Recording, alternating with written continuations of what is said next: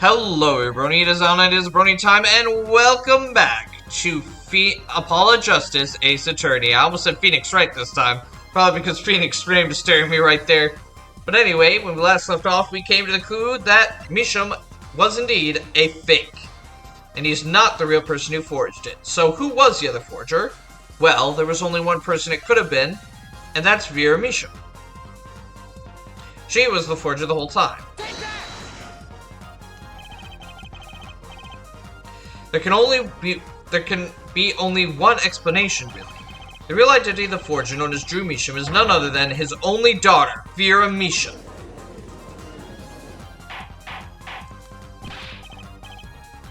Order!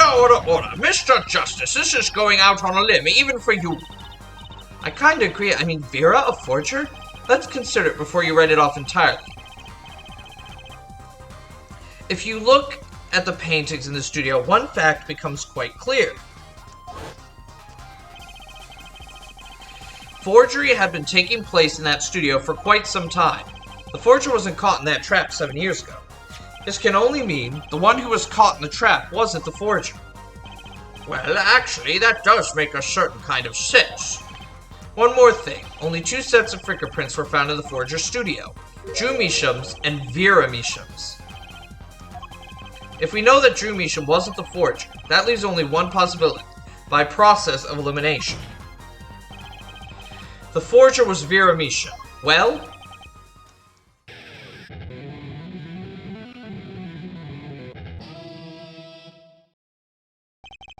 fascinating.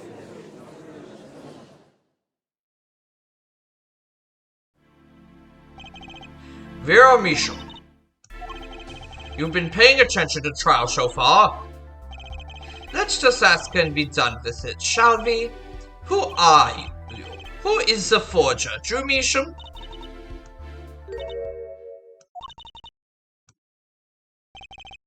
Was that an expression of emotion I saw on her face? Staring holes into Prosecutor Gavin's face. I'm used to being stared at by Fraulines, believe me. Though they usually talk to me too. Tell us, were you the one who forged those works of art?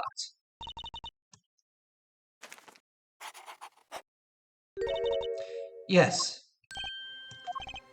So the forger, Drew Misham, was you?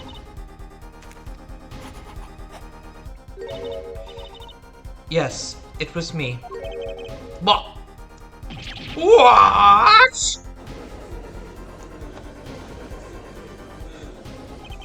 The court was in an uproar and it wasn't coming down. We had to break for a 10-minute recess.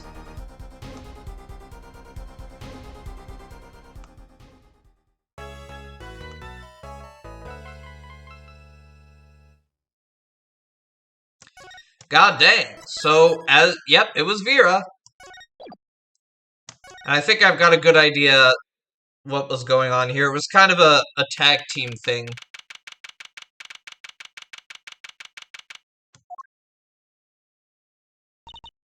Okay, so where exactly does this leave us, Apollo? Well, the Drew Misham who was killed. Wasn't Drew Misham the forger, basically? Huh? Well then, who was he? Well, he was actually doing her nails. So you really made those forgeries.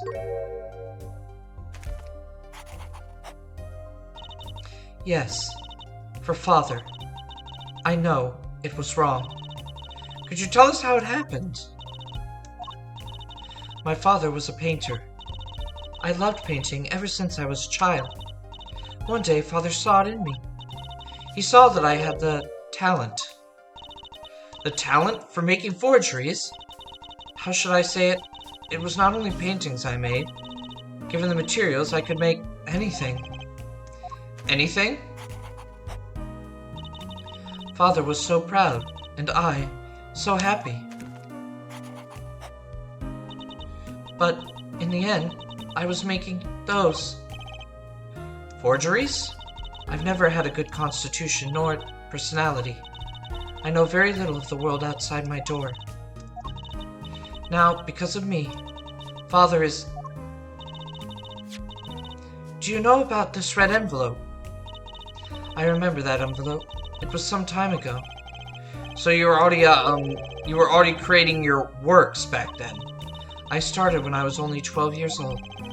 So the one who figured out that stamp was poison, that was... Mr. Justice, it's time. To the courtroom, please. Right, out of time. Wait, Vera, just one more thing, please. Those 3 paintings in the studio. I painted those as part of my work. Right, see, we checked them out and we saw what was underneath. We saw the rough sketches underneath the 3 finished paintings. I see. Mr. Justice. Yes? Father, he knew of you. Of both of you. Your late father? He was watching, gathering information. All about the Brighton Co. law offices. But lately, we're not doing just law. Yes, you do tricks, gags to amuse, and play piano.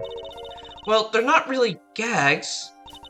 Yet, when Father heard you had resumed the legal business, how pleased he was. Who was Mr. Misha? How am I supposed to know? What if he was Daddy's daddy? Judging from the relative ages involved, I'd say it's highly unlikely. Things are already confusing enough with all these daddies running around. We know that the victim's daughter, Vera, was the forger. What does this mean for the case? Guess we're about to find out. What does that mean for us?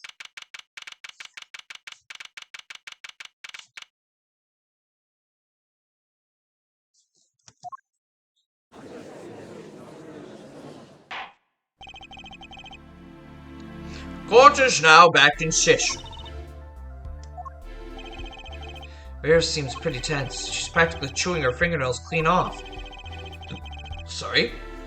Perhaps you could begin by telling us how it all works. How did you set up this Drew Measham forger persona?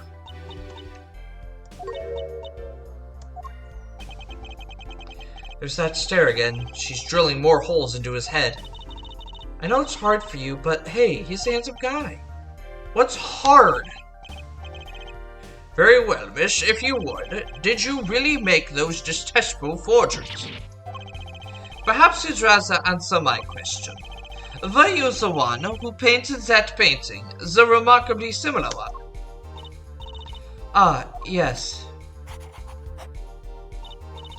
I painted it, yes. Father praised me quite highly for it. So she was the one who made the forgeries.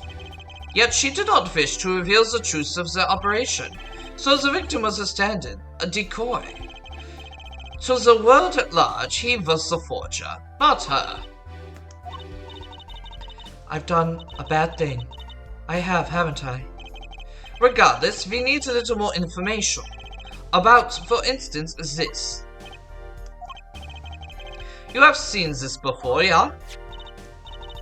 Yes, it was in the desk drawer. Very well, you may proceed with your testimony. Tell us everything you know about this envelope.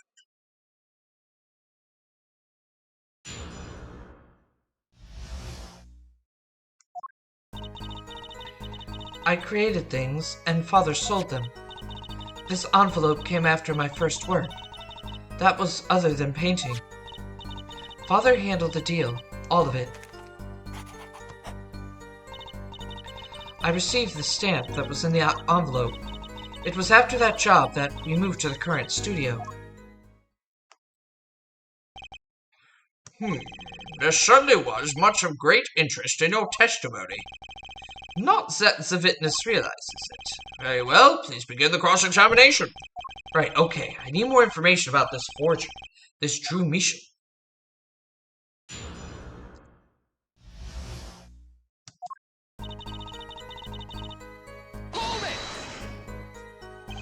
So these things you were making, you mean paintings identical to other paintings, right?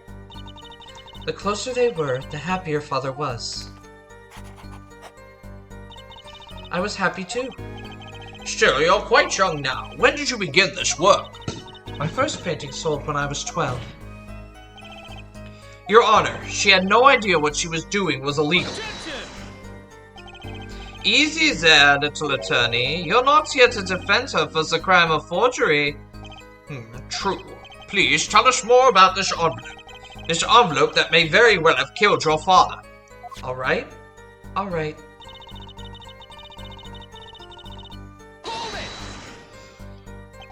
By other than a painting, you mean you'd only done paintings up to that point? Yes. But Father had a realization. He noticed my talent extended to making things other than paintings. For instance, a letter someone had written, or a fingerprint left upon a cup, or a signature on a document, a seal upon a letter. None of this makes her sound very innocent at all. And the $100,000 promised in this letter was the start? The beginning of a new industry for Drew Michel. A new industry? The creation of items to be used in criminal proceedings. Forging evidence, in other words. Uh-oh.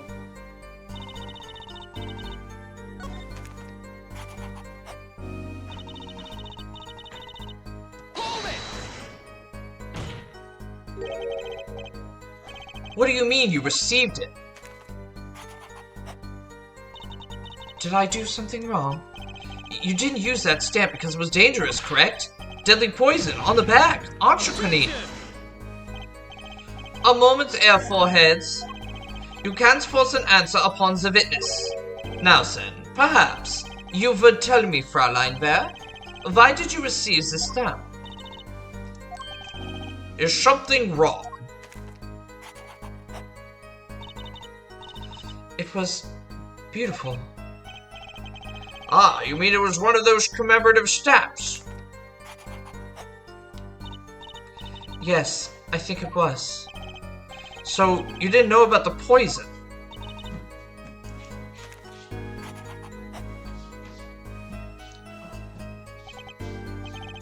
I guess not. So the trap failed by chance, by mistake, thanks to this commemorative stamp. Quite a close call.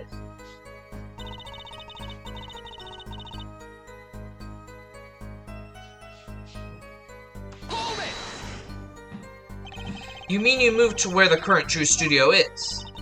Yes, we saw very few people there. I began drawing picture books. This single job had tied them to the criminal underworld. I think Mr. Misha wished to reduce their visibility in the world at large. When we had to meet someone for some reason, Father posed as the creator of the work. So that was the real essence of the artist, Drew Misha. You did the work and he supplied the face. So you really didn't know anything, did you? You had no idea how much danger you were in.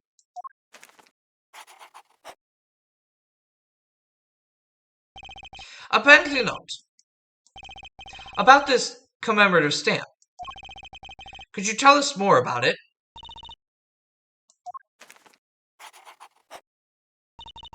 It was very pretty, and more than that. Yes? It was a picture of people I liked at the time. This is something new.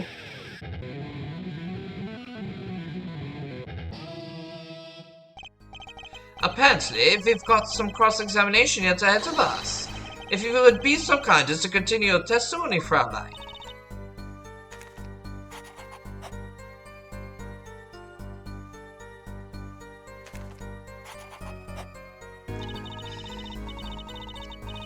Yes, yes.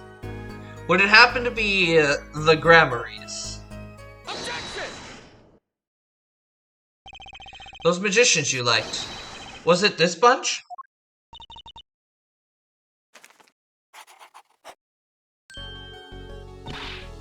Apollo, they're not a bunch. I see. I still have to wonder, why include a commemorative stamp like that in a business letter? Good question. Well, pretty stamps are always better, and you can't beat true Grammarly. But the whole murder plan was a failure because of it. Ironic, don't you think, Prosecutor Gavin? Prosecutor Gavin? Grammarly. What's with Gavin? Might I ask just one question of this witness? In your testimony just now, you stated this was your first work. that was other than a painting? Please tell me, what exactly did you make? Can I ask what? No! Answer the question now!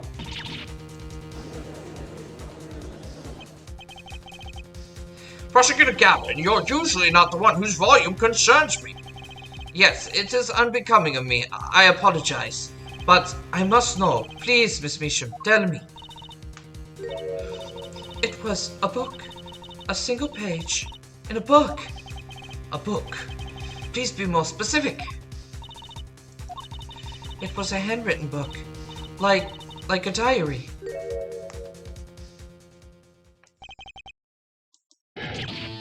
No, I don't know!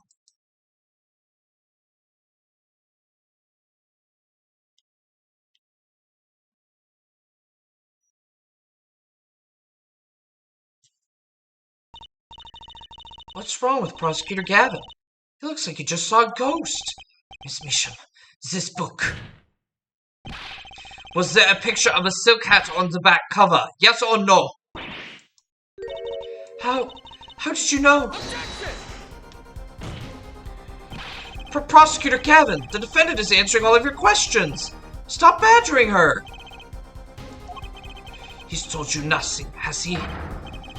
Your soiled, sullied mentor. Nothing! Sullied who? Phoenix Wright. Who is? Daddy? He never told you about the trial 7 years ago. But I came to lose his attorney's badge. It was a certain piece of evidence that decided his fate, you know. A certain diary. On the back, it bore the mark of a silk hat. What?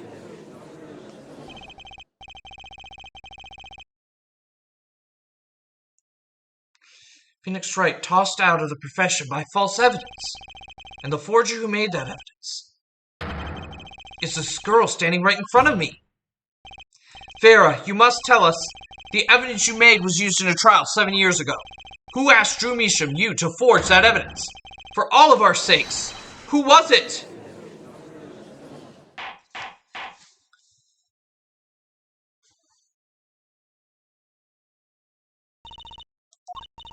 We only met once. You met the client? Well, who was it? It was... What's going on with Vera? She's staring at Prosecutor Gavin's face again. Yes, but is there something about me? I remember clearly. I remember who gave me that book, the diary. Who was it?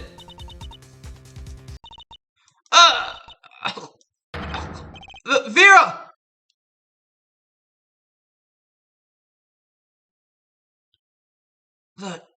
The devil.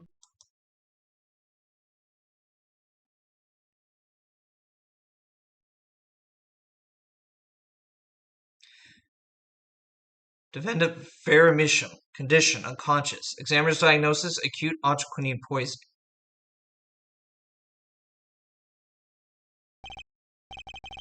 This ends the recording of the trial for the murder of Drew Measham. Farah Measham was during the trial poisoned by an unknown assailant. The dosage was just under the lethal amount, sparing the defendant's life. She is currently in intensive care and is not to be disturbed for any reason.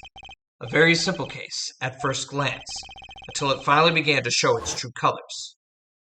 The long road to the truth takes us to the record of another trial. In some ways, that was the starting point of it all. And that is where we must go.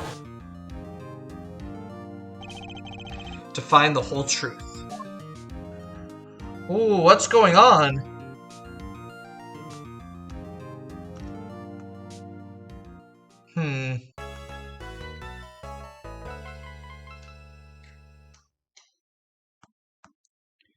Interesting.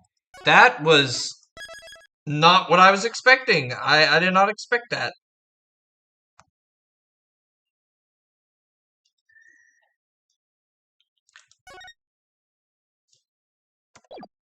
Oh boy, we're going back in time. Back with Phoenix Wright. Showdown time.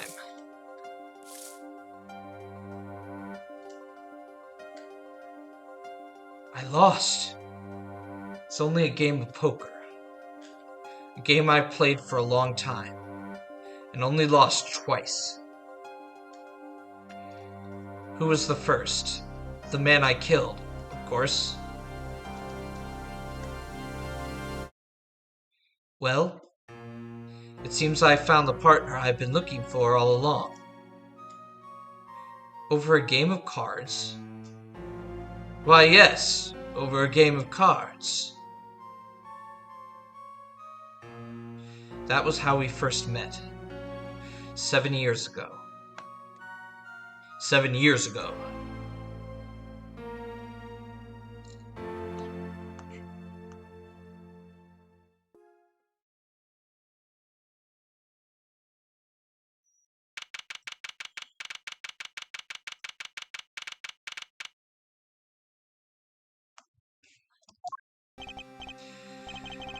Woo, okay. It's been a long time since I felt like such a rookie.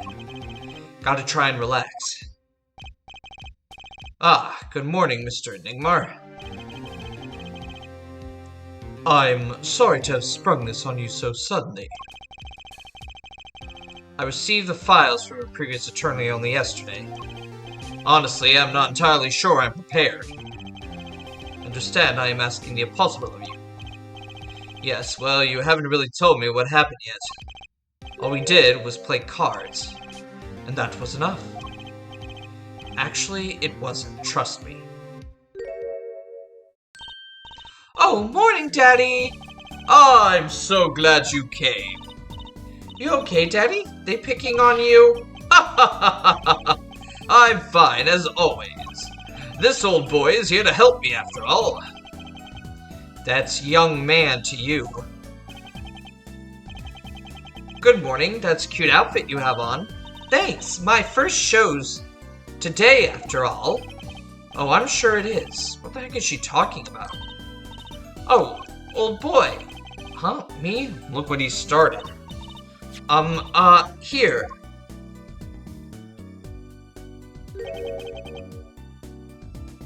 What's this? I don't know. I just got it over there in the hall. They told me to give it to the old boy in the blue suit with the spiky hair. They said it was really important. What's this? A memo for you or some such? Not from the looks of it. What is this? Looks like a page from someone's diary. I'll give it a read later. Well, how do you feel about the trial today? I'm running out of voices for people. I don't know what to give this guy. We'll get through it, somehow.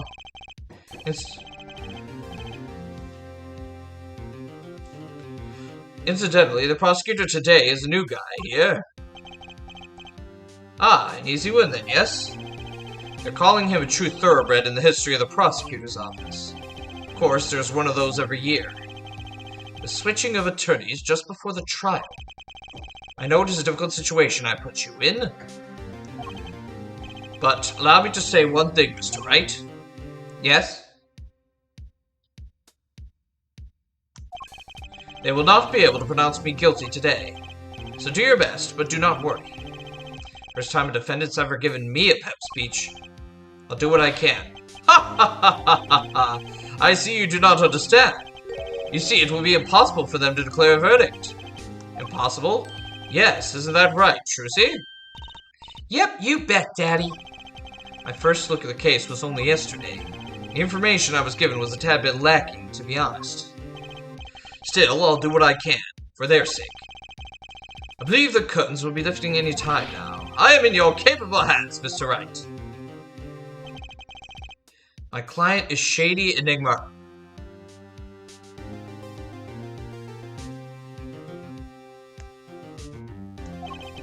Known to the world as Zach Gramarye, a wildly popular magician, star of troupe Gramarye. His mentor, Magnifique Gramarye, was a rare breed of magician. He single-handedly ushered in a golden age of stage magic, until he was shot dead. Zach Gramarye is the suspect.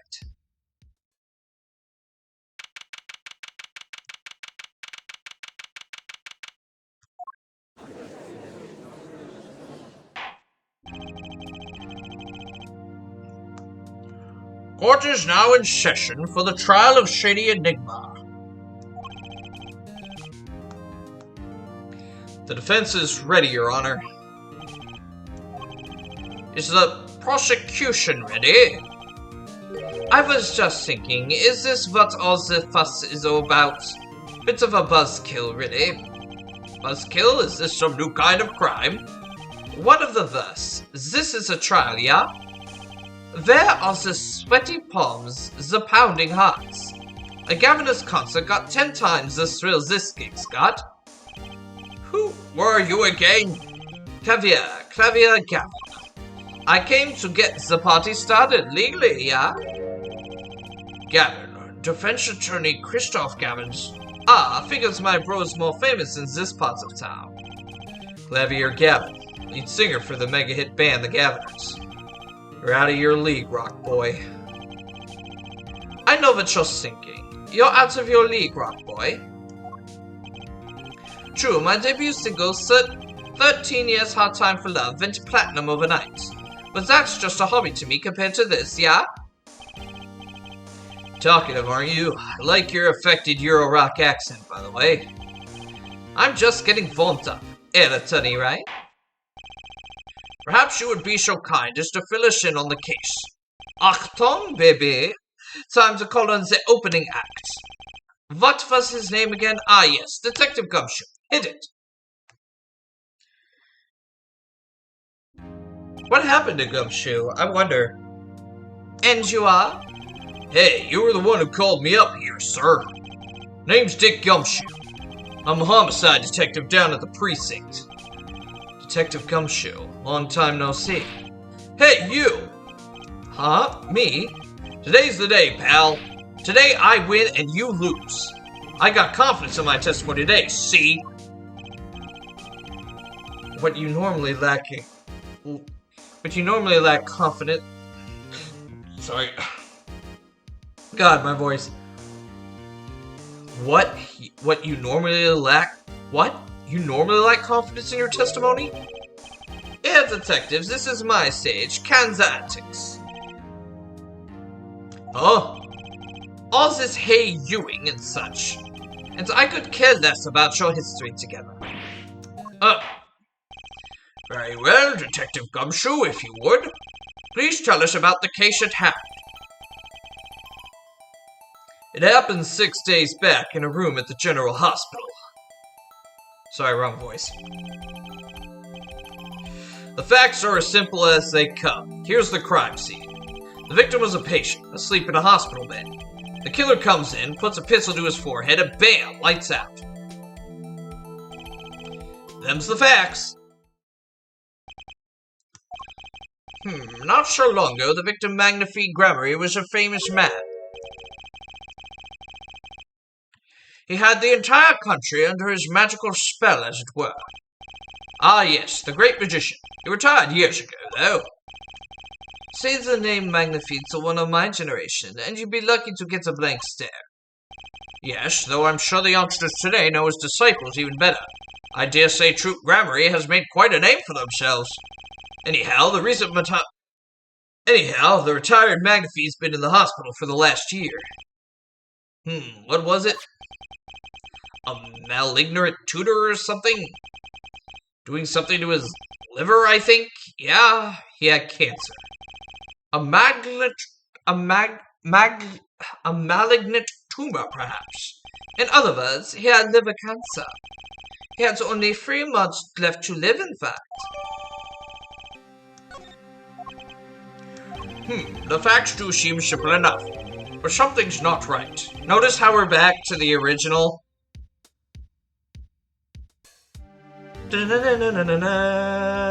I love that they did that for this case. It's like taking the old game and putting it with two new graphics. It's great. Well, not really anymore. They already remastered the trilogy, so... The victim was already climbing a 3-month stairway to heaven. Why not wait for him to knock on heaven's door? Why shoot him? I wouldn't put it quite so lyrically, but it's true. Why make the effort to commit murder when the victim was about to die? Incidentally, the victim had a serious case of diabetes. Diabetes? In fact, he was about to shoot up with insulin. When he was shot with a pistol, the syringe was found at the crime scene. Chronic diabetes and cancer. As much as it pains me to say it, the victim was clearly at the end of his life.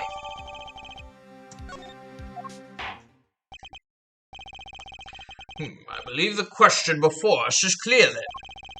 Why did the killer have to shoot this dying man? What reason could he have had? Very well, detective. Perhaps you can enlighten us as the circumstances of the shooting. Yes, sir.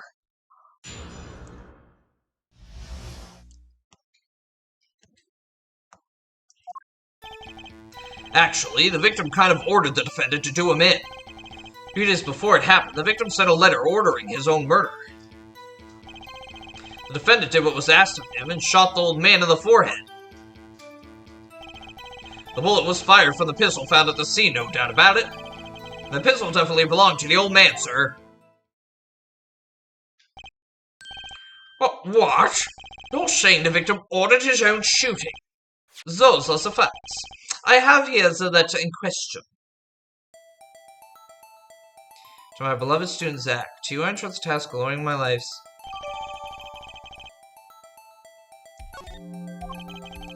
Very unusual indeed, although could such a thing as a letter really cause one to pull a trigger, I wonder? I believe the answer to that question can be found at the end of the letter. Ah, you cannot refuse, and we both know the reason why. Detective Gumshoe, can you explain this to the court? Unfortunately, even the defendant won't say a peep about that bit, sir. One thing bothers me about this. Why didn't he just say 11? Why have him come at 11:05 without some specific reason? The devil is in the details, attorney. Well, was there some reason? As it turns out, there was. Every night, for a half hour starting at 11, the victim, Magnifi Grammary, was given an IV. An IV? There it is in the picture off to the side of the bed. At 11, a doctor would come to set up the IV. 30 minutes later, he would come back for the empty bag. This happened every night without fail. So that was the only time they could meet without the chance of an untimely interruption. During his IV. Very well, shall we begin? Mr. Wright, your cross-examination, if you would. What's this reason he couldn't refuse, I wonder? Could have at least mentioned it to me.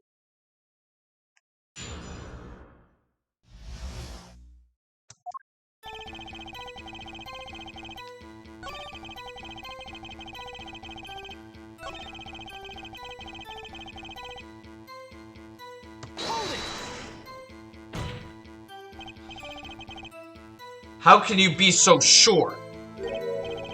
Hey, you gotta learn to stop relying on people to do your thinking for you, pal. Learn to think for yourself. Get that noggin cranking. You failed to grasp the concept of questioning, detective. First, we got this letter. It says shoot in the forehead, loud and clear. I could see that, but I still wouldn't do it. Well, maybe you need to grow yourself a backbone, pal. You failed to grasp the concept of shooting people is bad, detective. You also found the defendant's pistol at the scene. Traces of gunpowder residue shows that it had been fired recently. Well, Mr. Wright?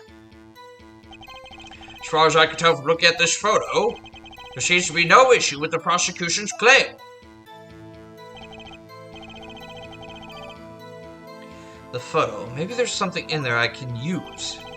So they're saying the defendant shot the victim in the forehead. Forehead. I think there's a hole in the prosecution's argument. Clearly, Mr. Enigma shot something else. Looking at this photo, another possibility occurs to me. Yes, what does the letter tell us? That the defendant had a reason he could refuse. His teacher's wishes. Bingo, pal. That's why the defendant popped him one in the forehead. Oh, the defense disagrees. You see, the defendant had another choice he could make. Objection! What's? And you can prove that with this photo? I can prove he had a choice, yes.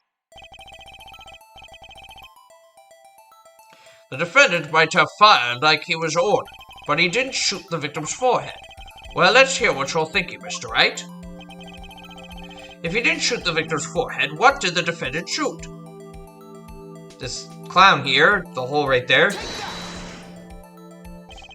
The clown doll? Take a closer look, see? It's been shot in the forehead too. Ah! There's a hole in its forehead! Yes, and a hole in the prosecution's claim. Ha! And I suppose you have a reason as to why he shoots the clown doll? He didn't just shoot the doll, he shot the doll's forehead. His forehead? Ah! Let's read the orders once more, shall we? You will shoot one shot square in the forehead, which is exactly what he did. He shot the clown doll square in the forehead. The defense has raised an intriguing possibility. That hole in the clown's forehead, it definitely looks like it was shot. Bailiff, send someone to investigate this matter. I admit, I'm impressed, but I expected nothing less. Still, this doesn't mean he didn't shoot the victim. Perhaps he did have to shoot a forehead, as ordered. But the letter says nothing about whose forehead. That was the only way he had to follow his orders without taking a life. The bullet hole in the clown doll's forehead does demand an explanation. It might very well be a clue, yet Prosecutor Gavin is right. It alone does not prove the defendant's innocence. You cannot say for sure the defendant didn't shoot the victim. So sorry, Mr. Wright. How sad it is to see the mighty fall. How sad it is to see the novice overconfidence. He doesn't realize just how big his little hole is going to get. Detective Gumshoe, please take this newfound fact into account as you continue your testimony. So what if he shot the clown? He still shot the victim, pal.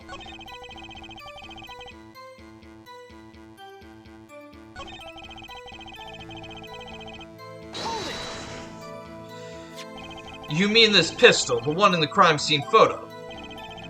That's the one. It's a funny looking gun, so there's no mistake. If he compares the bullet taken from the victim's skull with the bullet fired from the gun, the rifling marks on the bullets were a perfect match. So you verified the murder weapon, in other words. You bet we did.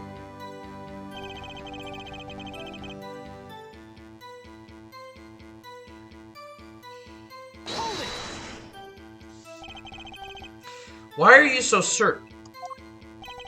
What pile of sand has your head been stuck in all this time, pal?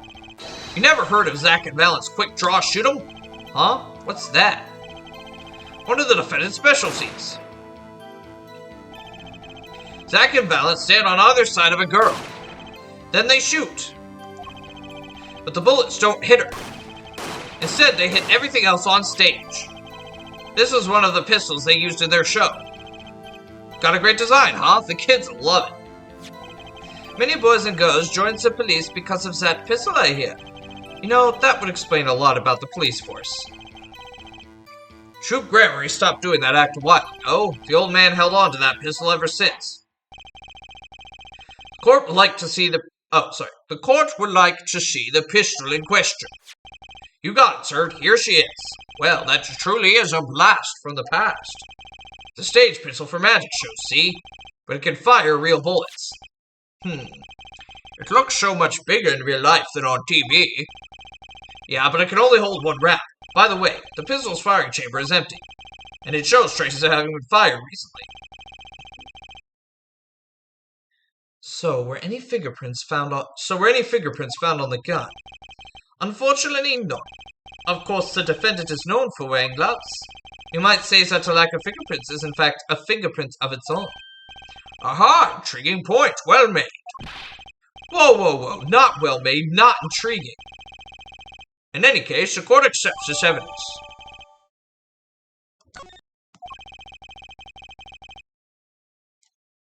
My grandchild will get a kick out of seeing this.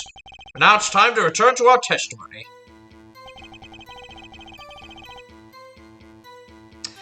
That gun. Fires one real bullet, barrel marks match bullet, found a victim, no fingerprint. Well, if that's the gun that fired, and it only had one round, how do you explain the clown and then the other thing? Objection! The trickiest cases often seem the simplest. Prosecutor Gavin, you missed the bullet hole in the clown's forehead. If you hadn't missed that, you might have come to a very different conclusion. Understood? Yeah, but like I just said, pal. After he shot the clown in the forehead, he went ahead and did nothing of the sort to the victim. The pistol proves he could not. The murder weapon? How? It's quite simple, Your Honor. This pistol only holds one bullet at a time. Ah! If he had shot the clown in the forehead, he couldn't have shot the victim too. Objection! That's not a contradiction, not even close. All he had to do was reload the pistol after the first shot.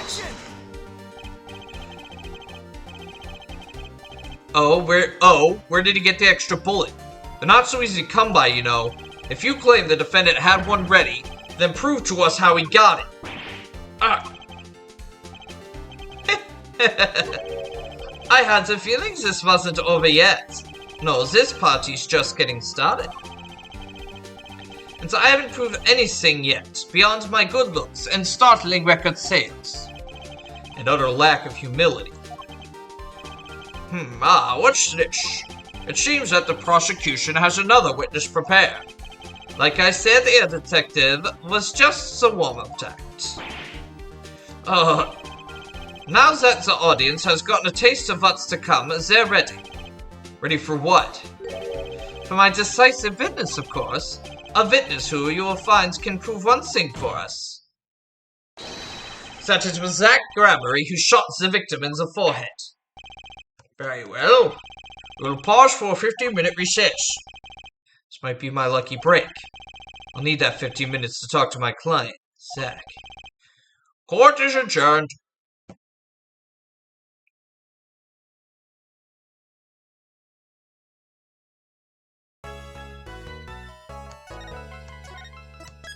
Interesting.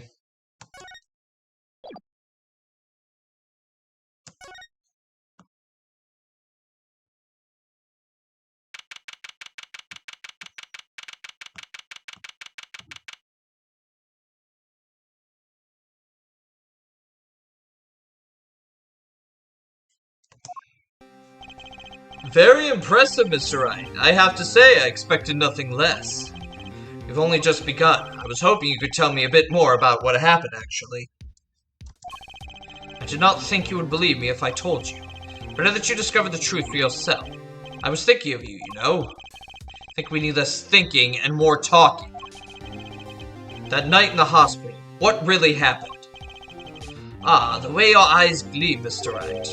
You're scared, Trucy. Speaking of which, where is she? You have seen the problem yourself, the letter. One shot in the forehead. What, right? Yes, and the reason he speaks of. I could not deny my mentor's wishes, even if it meant my own death. Why not? This is something I will not say, for now at least.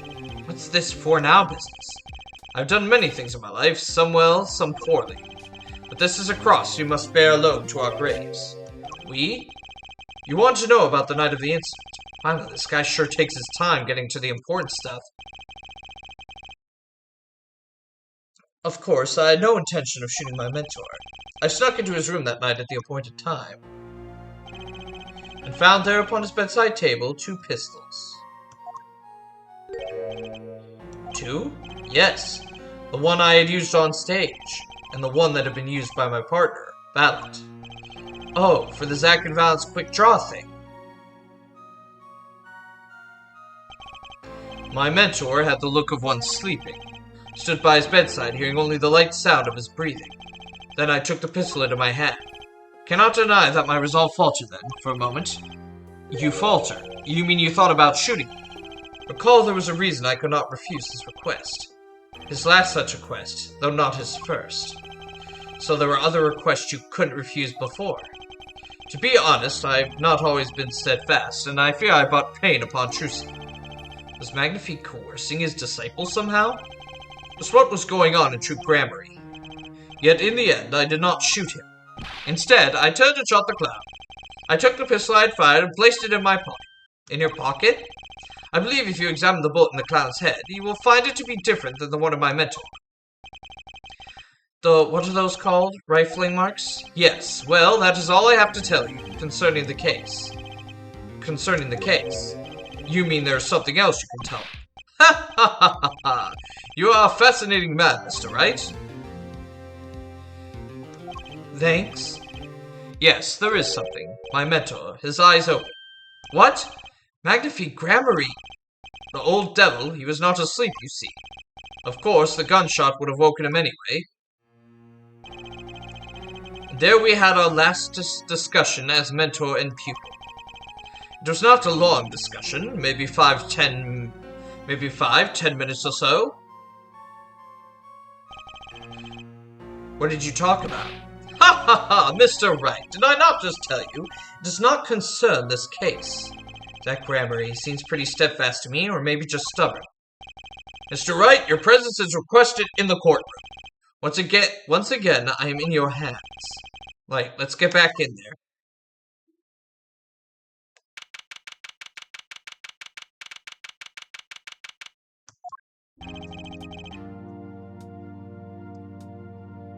Court is now back in session. During our recess, a bullet was found in and dug out from the clown's head. Well, this is news, and the rifling marks? There wasn't time to do a detailed analysis, though they did find the weapon type matches the murder weapon. Well, that's not very conclusive, is it? Which is why I'm about to call my very decisive witness. Your decisive witness? How many times have I heard those words? Though they often turn out to be far less divisive than you think. Oh, don't worry on my account. I'm quite confident this witness will do the job. After all, he is intimately acquainted with the players in our little production, being the other half of Troop Gramarye's famous duo, Zack and Valant. So we get to meet the great Magnifique's other disciple.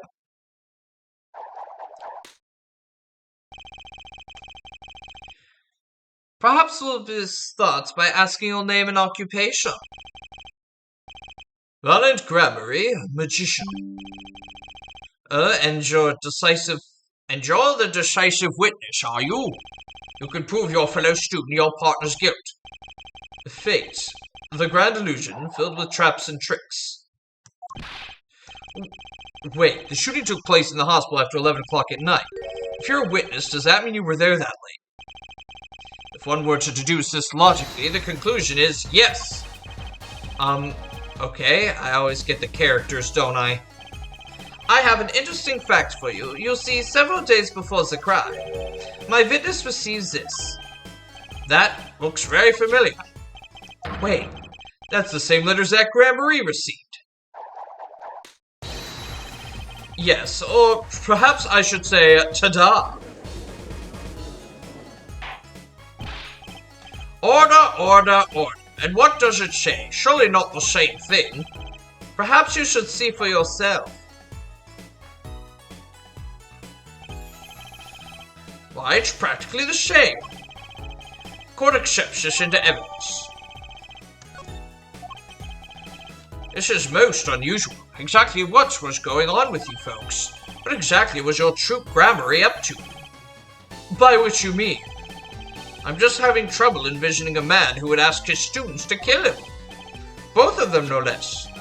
It's just an opinion, Judge, but from these letters I'd say he was coercing them, not asking them. We walk the magician's path together, and in so doing share much of our lives. When people are so close, there is a strain, warping of relations, you might say. Yet this has nothing to do with the case at hand. By which you mean you're not going to tell us, which makes me wonder even more about this reason they couldn't refuse.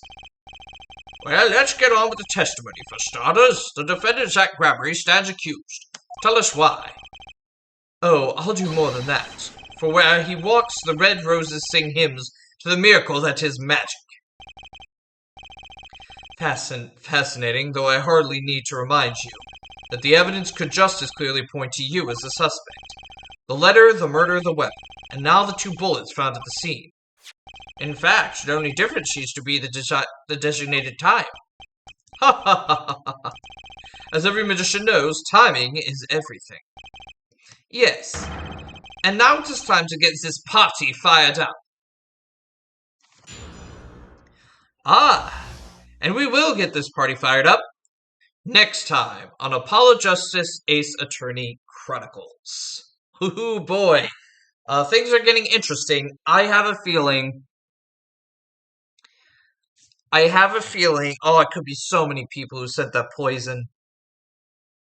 So, this guy was tied to this murder.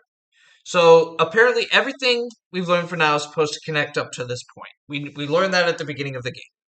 And we're seeing that. So, this case has something to do with the current case that Apollo is doing back in modern times and is connected somehow. So pretty much anyone who was involved in this case 7 years ago is probably the one who sent the poison. And we know that Valen is very suspicious. So Valus might have framed his partner. He might have killed McAfee, framed his partner so he could do the magic tricks in the modern. So he would get it. Because he knew that if he was gone, if the father of Trucy was gone, it would pass to him, and that gives him a motive to frame him, or point the finger at him specifically. So, I'm thinking Valent might be the one who did it. But once again, it could be anybody who was involved in this. Well, not anybody. Like, the judge obviously didn't do it. I doubt Gumshoe did it. I don't even know where Gumshoe went. He seems to be gone. So no, not everybody. I don't think Phoenix did it. So it has to be Gavin, Valence, or Valen. I mean, it has to be at this point. I guess we'll see. But until that time, thank you all for watching. Please leave a like, comment, and subscribe to Brony Time for more content, especially more Apollo Justice. And make sure to share this video far and wide so we can get this series onto many eyes as possible. I will see you all next time.